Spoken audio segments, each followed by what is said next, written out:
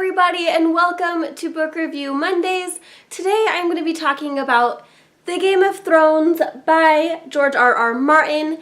This is the first book in the Song of Fire and Ice. It is very popular. It's a TV show on HBO, and a lot of people are waiting for the sixth book to come out. Me, I have just barely started reading this, and I have quite an interesting history already so far. So I actually started reading this book last year in June or July for the tome Topple, and I only got 50 pages into the story. I really wanted to read this book and continue to read it, but I found that I didn't really have time to do so.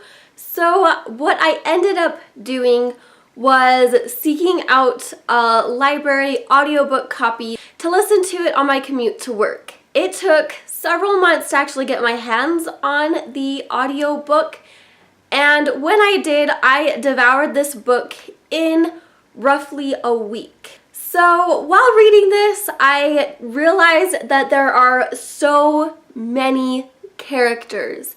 I felt like I got the main characters down just fine. It was just the side characters. You are bombarded with so many side characters that I got confused a little bit and found myself forgetting some characters. I don't know if that is just because I listened to the audiobook or if it's some wide problem that happens with others. I know that watching the first 3 episodes of the TV series while waiting for the audiobook actually helped me put a name and a face to each of the characters so that I could more readily understand who they are and a lot about their motivations for the story.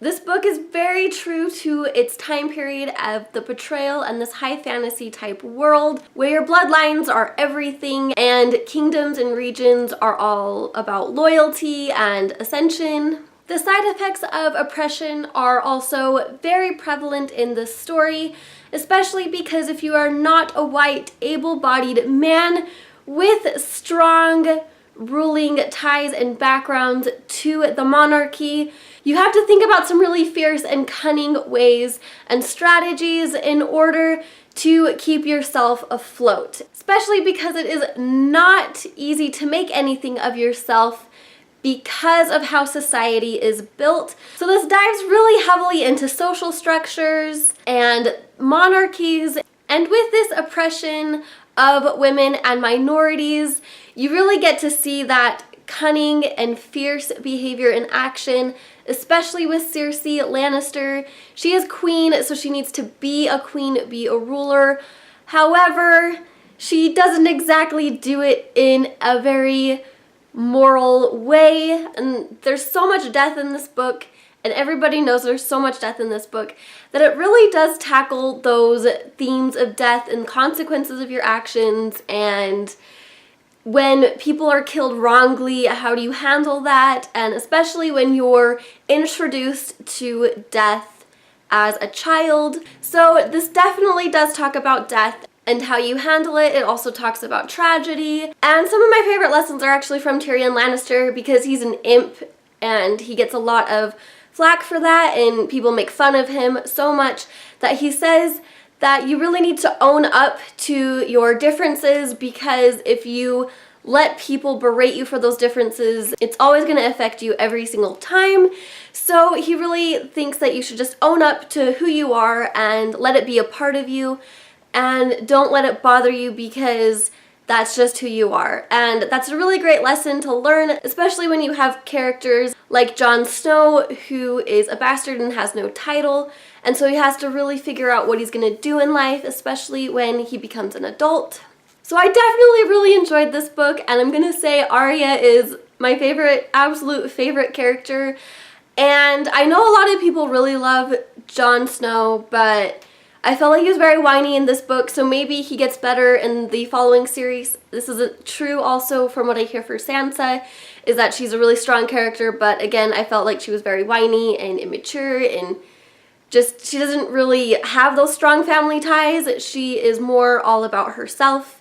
I know she's a teenage girl and they kind of need to deal with that stuff before they really see how their actions affect other people. And so I'm just really waiting to see that in the next book. I already am on the wait list for it. I really want to read the second book and see just how everything that happens at the end of this book goes on. I've talked to my friends and they say that you get introduced to even more characters in the second book, which is going to be really hard for me. I know this, but that's okay. And a lot of people I've talked to said that the second book's actually their favorite, so this really keeps amping me up and getting me really excited. I have to say that I cannot wait for Joffrey's death. I know it's gonna happen because I know a little bit about the TV series and everything, and so I'm so excited. He needs to die. He's my least favorite character. And there's another character, Rickon Stark. He is the youngest in the Stark family, and I feel like he didn't get a lot of recognition in this book, and I feel like there's something going on with his character that I really want to be addressed in the next book.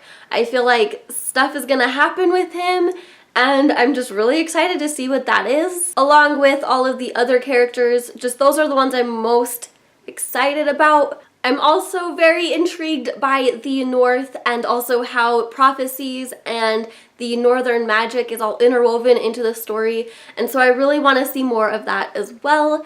I definitely really like this book, and I really enjoyed the narrator. His name is Roy Dotrice. He really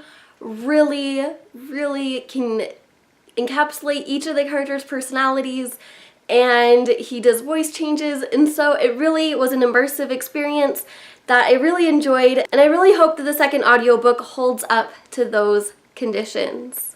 Please let me know in the comments down below how you feel about the Game of Thrones story. Thank you guys so much for watching, and I'll catch you later. Goodbye!